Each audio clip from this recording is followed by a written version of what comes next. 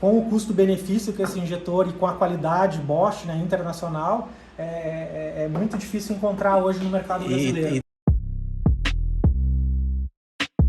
Eu quero falar uma outra coisa aqui sobre teste pulsado, que eu também vejo muita gente fazendo errado na internet.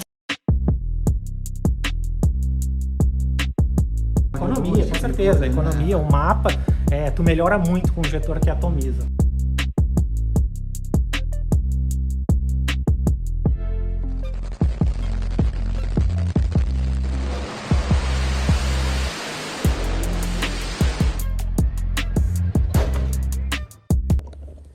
Fala aí, pessoal, a gente está aqui no Rio Grande do Sul e a gente veio conhecer a sala de injetores da RS Performance. A gente vai ter uma aula aí de como são feitos e o que são os injetores da RS Performance, que tem um diferencial aí que ninguém tem no mundo, hein, mano? Então se liga aí que a gente vai ter uma aula de injetores aqui com a RS Performance, direto do Rio Grande do Sul, beleza? Vamos lá. Aqui, sala de injetores aqui, vamos entrar aqui. Fala aí, pessoal, beleza? Tudo bom? E aí? Tá, tudo bem aí? Seja bem-vindo. Visão. E aí, beleza? E aí, Luiz? Primeiramente aí, parabéns aí por mais essa novidade pra gente aí. Isso aí. Explica pra nós aí qual que é esse novo ramo aí da RS Performance, assim. Não digo ramo, não é um acho ramo, que é uma palavra errada, né? Mas assim, Pascoal, a gente está fazendo um trabalho em parceria com a Bosch, que é trazer para o Brasil injetores que a Bosch Motorsport tem fora do Brasil, né? Que são injetores já bem consagrados lá fora. Empresas grandes que trabalham com injetores lá, como a Injector Dynamics, já usam esses injetores na linha de produtos deles. E agora eles vão estar disponíveis aqui no Brasil através da RS Performance. Então a gente faz um trabalho nesses injetores que é equalizar eles antes de entregar esses injetores para o usuário final, né? Então ele passa por um teste de vazão, passa por um teste de equalização, a gente separa os que têm vazão igual, porque eles vêm de fábrica com uma tolerância de até 8%, e a gente deixa eles com uma tolerância máxima de 2% de diferença entre um injetor e outro. Então, esse processo todo, ele é filmado. Então, a gente tem aqui na caixa um QR Code. O cliente vai ler o QR Code, vai ter a gravação do teste de vazão e equalização. É um QR Code único aqui, né? Único, é do jogo dele. Não é genérico. Não é genérico, é do jogo dele. No vídeo vai ter o serial dos injetores, que são os mesmos injetores que estão na caixa. Então, cada teste é uma gravação diferente, para que saia homologado aqui de dentro o injetor com menos de 2% de diferença entre eles, né? Entendi. Então tem uma... Esse aqui é uma etiqueta que é colocada aqui, não uma vem etiqueta. impresso no Não, por isso vem, que não ele vem. É um negócio único lá feito pro injetor mesmo. Uma etiqueta. É uma garantia para o cliente, é uma garantia para nós também, que os bicos estão sendo testados, estão sendo... e a qualidade, na verdade, é Bosch, já é uma qualidade internacional, já é utilizada na Motorsport lá fora, né? E um diferencial bem grande desses injetores aqui é que eles são injetores de alta impedância e são injetores que trabalham com até 8 bar de pressão diferencial. Então, eles começam com 125 libras e podem ir até 221 libras a 8 bar de pressão diferencial, né? E a nossa ideia hoje é falar um pouquinho sobre injetores. Como a gente aprendeu bastante aí durante esse ano com o trabalho que a gente fez com a Bosch, a gente vai dividir esse conhecimento aí, mostrar um pouquinho, falar da diferença de arquitetura de injetores, falar um pouquinho de dead time, mostrar na prática o que é o dead time de um injetor, mostrar os tipos de spray de injetores. Vamos brincar um pouquinho aqui para o público entender o que é a diferença entre cada um deles e o que a gente precisa para esse injetor funcionar bem lá no final, quando ele for aplicar no carro dele. Demorou, beleza? Vamos lá. Então, aqui, Pascoal, a gente tem um equipamento que ele foi homologado para a gente fazer essa equalização dos injetores, tá? O que a gente tem aqui de diferente de um equipamento normal?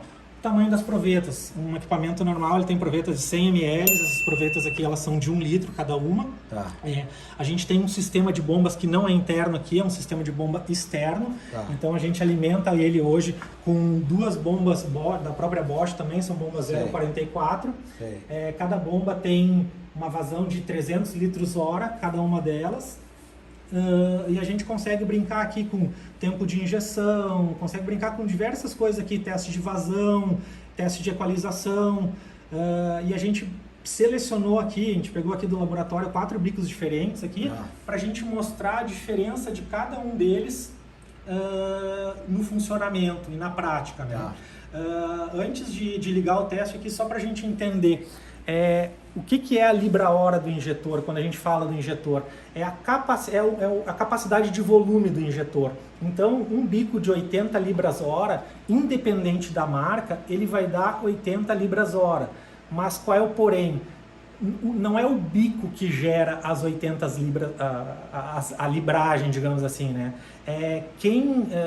O bico ele é o canal de passagem do volume que é gerado pelas bombas de combustível. Então, quando a gente vai dimensionar uma linha de combustível, é muito importante pensar antes do bico, o que está alimentando o bico, para que se consiga tirar o melhor proveito do injetor, que seriam as 80 libra-hora, no caso aqui, de alguns injetores que a gente vai testar aqui, tá?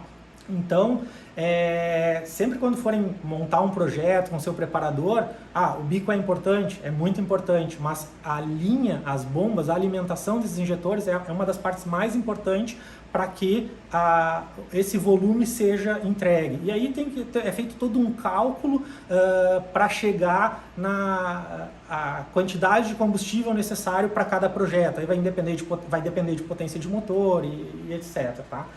O nosso assunto aqui hoje não vai puxar muito para esse lado, a gente vai falar um pouquinho mais de arquitetura de injetor, tipo de injetor, spray, dead time, vazão e equalização dos injetores. Tá? Perfeito. Então, o que eu botei aqui na máquina? Eu peguei alguns injetores que a gente tem aqui no laboratório, que a gente usa para teste, até são injetores usados, tá? Eu botei um dos injetores novos aqui, só para a gente ver a diferença de um injetor. Aqui ele vai estar trabalhando com 125 libras, porque ele nosso sistema está regulado para 3 bares de pressão. Tá. Aqui a gente tem um outro injetor de 80 libras, da Deca. Esses 2 injetores, eles têm a mesma característica, que eles têm um spray único. E aqui a gente tem mais outros 2 injetores. Mais um Deca de 80 libras, só que esse aqui é o modelo curto, que ele, além de ter o jato único, ele também atomiza um pouco mais o combustível. E aqui a gente tem um outro injetor Bosch de 80 libras, que a arquitetura dele, ele não tem spray único, ele só atomiza. Qual é a diferença disso?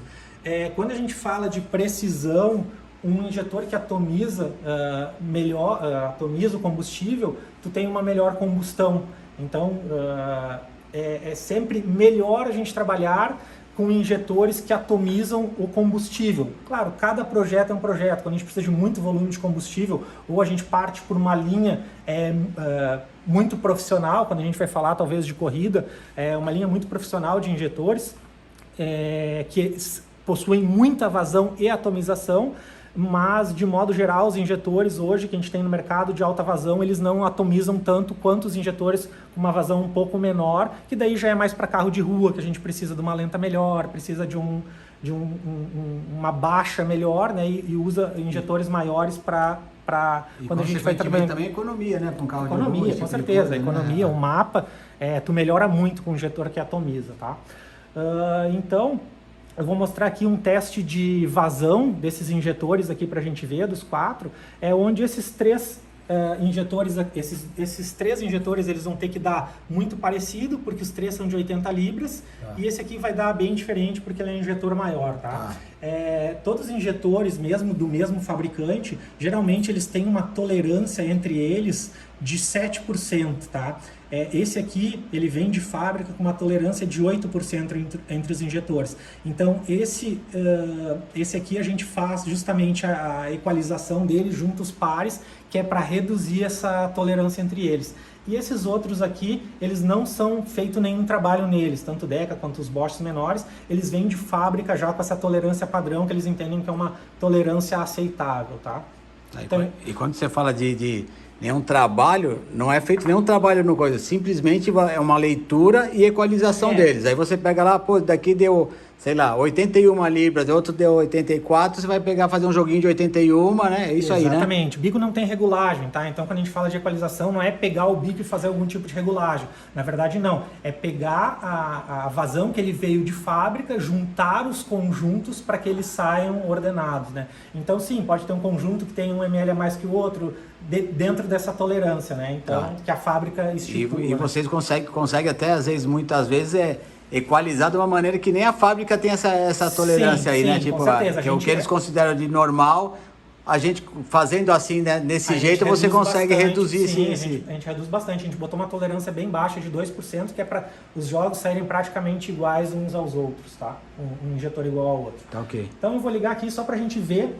Perfeito. Um testezinho rápido aqui de vazão. Liga as bombas aí para nós, Diego, por favor. Aqui o manômetro aqui de combustível. A gente tem o manômetro de combustível, a gente tem o sensor de pressão. Ele está com 3.2, agora quando a gente liberar a pressão aqui, os injetores vão abrir, essa pressão vai cair um pouquinho. Tá. É muito importante quando a gente fala de equalização ou de pressão, de equalização ou até de volume, é que o equipamento que vai testar, ele tem a capacidade para isso. Por quê? Se tu pegar uma máquina de injetores original, por exemplo, e tentar botar um injetor desses aqui para equalizar, o que vai acontecer? A cada pulso que esse injetor dá, a pressão de combustível cai. Então ela anula o teste. Por quê? Porque cada um vai dar uma quantidade de combustível diferente. Então depois quando a gente fizer um teste pulsado aqui, eu vou pedir para te filmar ali para te ver que não oscila nada na linha, que ele continua perfeito, tá? Então vamos lá. Então aquelas máquinas convencionais servem mais para limpar bico do que para equalizar. Elas foram projetadas para bicos de 20 libras, né? E aí quando a gente pega uma máquina daquelas, a maioria delas vem com bomba de 80 litros hora no máximo, né? Aqui a gente está falando de 600 litros hora, né? Então não tem, a mesma coisa, tu pegaria aquela bomba para botar no teu carro preparado, com aqueles injetores, não colocaria, né? Então é porque elas não têm a capacidade para esses injetores. Por isso que a gente teve que desenvolver um equipamento, porque não existe um equipamento pronto para aferir. Para você simular o funcionamento real dele mesmo. Isso, de um injetor de corrida. Okay. Inclusive agora a gente está desenvolvendo um outro equipamento que vai fazer de 8 injetores simultâneos, que vai aprimorar ainda mais esses testes com provetas de 2 litros para que a gente possa fazer por mais tempo. Só para a gente ter um comparativo, um injetor de 80 libras, numa pressão de 3 bar, ele gera 800 ml de combustível. Uma máquina daquelas, ela tem a proveta de 100 ml, entendeu? Então, quando a gente faz um teste estático, como é que a gente tem que fazer? A gente tem que abrir o bico por um determinado tempo e ver a quantidade de combustível que ele liberou e conferir se aquela quantidade é a quantidade que o bico, que o fabricante informa que o bico tem. Então, quando a gente faz os nossos testes, a gente tem uma quantidade mínima que aquele injetor tem que apresentar. Se ele não apresentar aquela quantidade mínima no teste estático, ele é desprezado. A gente não tem esse tipo de erro, porque na fábrica, com uma tecnologia infinitamente superior, ele já é feito esses testes, né? Então, para nós aqui só resta o trabalho mesmo de equalização desses injetores. Eu vou abrir aqui as provetas só para a gente ver o resultado deles aqui. Eu vou testar por 20 segundos, porque se eu testar por 1 minuto, o meu bico, esse grande aqui, eu não vou ter proveta suficiente para um teste de 1 minuto. Tamanha a quantidade de combustível que vai num teste estático, né? Vamos lá.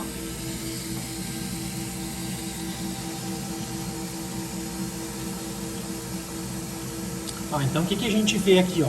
Esses aqui que tem um spray único, ó, olha como ele faz uma turbulência muito grande na água. Ó. Os dois eles têm a mesma característica, a mesma arquitetura, esses dois injetores. Esses aqui já têm outra arquitetura. Eles fazem um leque mais aberto, eles pulverizam muito mais combustível. Ó. Então o que a gente consegue ver aqui, ó? Os injetores de 80 libras, eles são praticamente...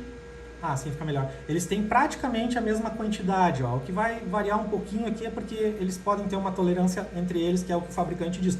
Mas eles têm praticamente a mesma injeção. O injetor maior, o canal de passagem dele já é maior, ele já vai permitir mais passagem de combustível com a mesma pressão de combustível, entendeu? Entendi. Então, esse é o teste que é executado para a gente validar a quantidade de combustível. Outra coisa que eu vejo muito na internet, o pessoal tentando fazer teste de vazão de combustível no formato pulsado. Teste de vazão é feito com teste estático e não com teste pulsado, então tem que ter esse cuidado também. Vai testar combustível, bico aberto por um tempo, pega esse tempo, a gente fez por 20 segundos, a gente pegaria um resultado desse daqui, multiplicaria por 3, a gente tem o resultado em 1 minuto, teria que dar os 800 ml mais ou menos que a gente tem, tá? Outra questão que é legal que a gente pode ver aqui dos injetores é dead time. O que é o dead time que todo mundo fala? Dead time é o tempo morto do injetor. O que é o tempo morto? Quando a gente coloca a corrente no injetor, existe uma contrapressão aqui dentro do injetor e a gente tem que vencer essa pressão, digamos, vamos falar uma mola, a gente tem que vencer essa mola. Então o injetor começa a receber corrente, num determinado ponto ele consegue vencer essa força da mola e abre o injetor. Então todo esse tempo que ele levou para vencer isso é o que a gente chama de dead time, né? Então, quando tu vai configurar isso numa injeção programável, é muito importante tu colocar o dead time, porque senão tu vai colocar na injeção que teu tempo de injeção é 5 milissegundos, só que tu tá perdendo 2 milissegundos, que é o dead time do injetor, que não foi configurado como dead time na injeção. Tá. Então tu acha que está com um pulso de 5 milissegundos, mas na verdade não está. Tu está com um pulso de 3 milissegundos. Entendi. Né? Às vezes a gente vê injeções aí com bico 110%. Por quê? Porque não configurou o dead time, entendeu? Então eu vou mostrar aqui na prática. Vou fazer essa tela aí para mostrar isso aí. Isso, aqui, essa parte aqui é a parte para a gente ver a parte elétrica das bobinas dos injetores. Tá. Né? Quanto ele está recebendo de tensão, quanto ele está recebendo de corrente. E a gente consegue ver a rampa, mostra direitinho o dead time, o tempo que ele leva para abrir, vencer a força da mola do injetor. Isso é uma coisa, Pascoal, que é bem interessante também falar daí de pressão diferencial. O que é pressão diferencial? Quando a gente trabalha num carro turbo, por exemplo, a gente tem a bomba que vai fazer uma pressão nessa parte do injetor, tá? Num carro aspirado, o que vai acontecer? Eu não vou ter uma pressão positiva na admissão, não vou ter turbo. Então, a mola vai abrir aqui só considerando a força da pressão de combustível. Num carro turbo, eu tenho a pressão que eu boto da turbina dentro do coletor. Ou seja, essa pressão, ela evita que o combustível saia. Tu entende que tem uma pressão na ponta do combustível, sim, evitando que ele saia. Jogando ele para dentro. Jogando ele para dentro de novo. Então, ou seja assim, a corrente está tentando, ela vai abrir o bico, a bomba, a linha de combustível vai tentar injetar, mas a pressão que está dentro do coletor vai tentar devolver de volta. Então, o que a gente chama de diferencial? É o resultado da pressão da linha de combustível. Digamos que a gente tenha na linha de combustível 5 bar, um exemplo, tá? E eu tenha de turbo 1 kg de pressão. O meu dosador é relação 1 para 1. O que é a relação 1 para 1? Para cada 1 kg de pressão de turbina, eu vou aumentar 1 kg. Vai incrementar 1 kg lá. Na minha linha. Então, tu imagina assim, comecei com 5 bar de pressão, entrou a turbina, tá? A pressão do turbo ali na linha, eu fui para 6 bar de combustível porque aumentei 1 kg de pressão. O turbo, ele vai fazer uma pressão de 1 kg contra. Então, qual é a diferença de pressão? O que sobrou? É o 6 bar contra esse 1 bar. Então, a minha pressão diferencial, nesse caso, foi de 5 bar. E é essa pressão que a gente tem que considerar no acerto do carro, e não a pressão da linha de combustível ou das bombas propriamente dita. Entendeu? Então, se tu trabalhar com 3 kg de pressão, tu botar mais 1 kg quando tu tá botando o dosador 1 para 1 com pressão de turbo de 1 kg. tu vai ter 4 bar. Não, tu não vai ter 4 bar. Tu vai ter 3 bar. Por quê? Porque tu tem 1 bar de pressão contra dentro da admissão. Então, a gente voltou para a pressão diferencial de 3 bar novamente, entendeu? Que esse 1 bar a mais, ele tá lutando para jogar o negócio para fora. Isso aí, ele tá restringindo para jogar o combustível. E aí o que restou dessa briga aí é os 3 bar. É os 3 bar, é isso aí mesmo. Então assim, eu tô com 4 pressão de bar na minha linha, é suficiente. Então, quanto tu tá usando de pressão de turbo? Às vezes tu usa 3 bar ali, tu usa 2 kg de turbo.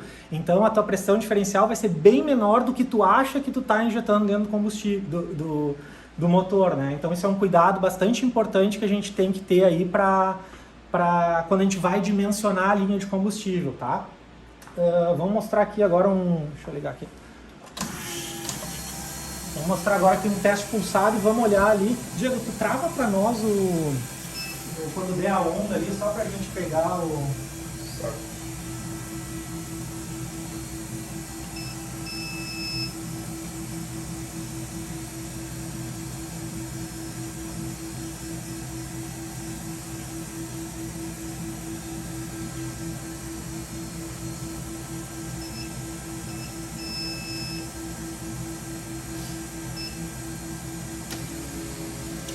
Então aqui ele vai fazer um teste pulsado, cara.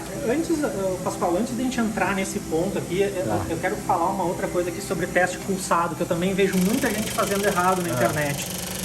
O teste pulsado, eu tô com 3 bar na minha linha. Eu tenho injetores aqui nessa linha de arquiteturas diferentes, tá? Então, esse injetor que pulveriza mais, ele restringe mais a saída do combustível. Esses 2 injetores aqui, que não tem... Ele é bem fino, ó. Ele é bem fino, ele não tem pulverização, ele restringe muito menos que esses outros 2 injetores aqui. O que acontece? O tempo... Até porque ele tem, aqui nesse jato aqui, ele tem mais força para brigar com... É como se fosse uma VAP com... Exatamente. Então assim, ó, o tempo de injeção, todos eles são de 80 libras, mas tu vai ver aqui nesse resultado que cada um vai dar um resultado. Por quê? Porque tempo de injeção para cada um desses injetores vai ser diferente. Tá, entendi. Tu entendeu? Aqui na flauta, todos eles estão com 5 milissegundos. Mas esse injetor aqui que restringe mais, ele pode precisar de mais tempo de injeção que esse aqui, por exemplo. Entendeu? Então eu vejo muita gente botando, eu botei 2 bicos aqui, esse aqui injeta mais que esse. Os 2 são de 80 libras, os 2 vão te entregar 80 libras. O que vai mudar entre eles é o tempo de injeção. Isso é uma coisa que a gente vê muita gente ainda fazendo errado no... Que aí quando você coloca no teste pulsado, aí você vê essa diferença aí que você não vê no outro tipo de teste. Exatamente. Então o que tu teria que fazer? Pegar o tempo de injeção correto desse injetor, coloca os 4 injetores iguais e faz com o tempo de injeção correto desse injetor, e depois pega esse injetor, coloca o tempo correto dele e faz o mesmo teste. Os 2 vão entregar 80 libras.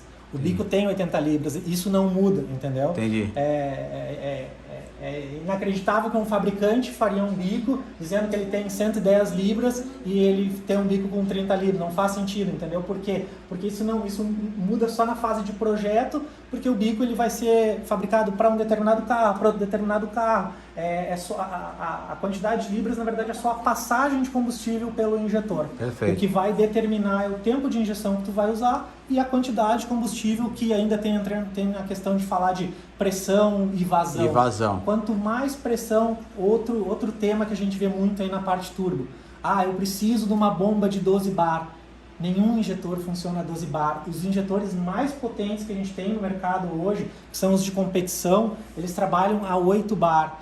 Né? E são injetores extremamente grandes e ainda a maioria de baixa impedância. Esse modelo aqui que a gente trouxe agora para o Brasil, ele é de alta impedância e trabalha 8 bar. Então ele tem uma bobina bem tecnológica que consegue abrir ele com alta impedância 8 bar.